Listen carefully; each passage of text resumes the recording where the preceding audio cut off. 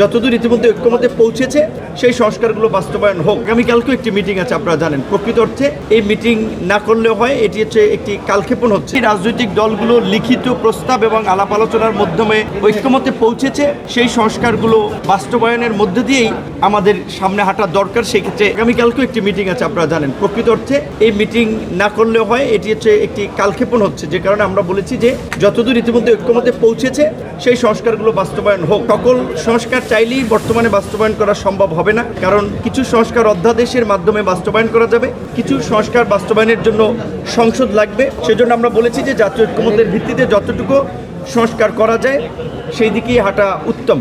এবং যেহেতু ইতিমধ্যেই কিছু উপদেষ্টাদের নিয়ে রাজনৈতিক দলগুলোর মধ্যেও একটা আপত্তি তৈরি হয়েছে, উপদেষ্টা পরিষদের পুনর্গঠনটাও জরুরি হয়ে পড়েছে। এই বিষয়গুলো নিয়ে মোটামুটি আলোচনা হয়েছে। বসুন্ধরা ডায়াপেন্ট এখন আরো উন্নত।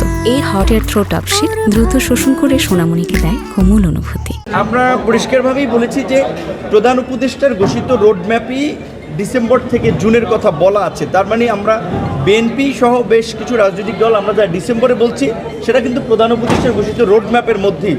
যেহেতু সংস্কার কমিশন ইতিমধ্যেই তাদের প্রস্তাবনাগুলো চূড়ান্ত পর্যায়ে নিয়ে এসেছে, এখন চাইলে ডিসেম্বরের আগেও নির্বাচন হতে পারে। এবং যেহেতু নিক্কি এশিয়া ফোরামে প্রধান উপদেষ্টাকে উদ্ধৃত করে একটি বক্তব্য এসেছে যে একটি মাত্র রাজনৈতিক দল ডিসেম্বরে নির্বাচন চেয়েছে, যেই বক্তব্যটি সঠিক নয়। কারণ আজকের এই আলাপ আলোচনায় আমরা দেখেছি যে তিনটি দল ব্যতীত বাকি সকল দলই ডিসেম্বরের আগে এরকম সময়ের মধ্যেই কিন্তু নির্বাচন চেয়েছে।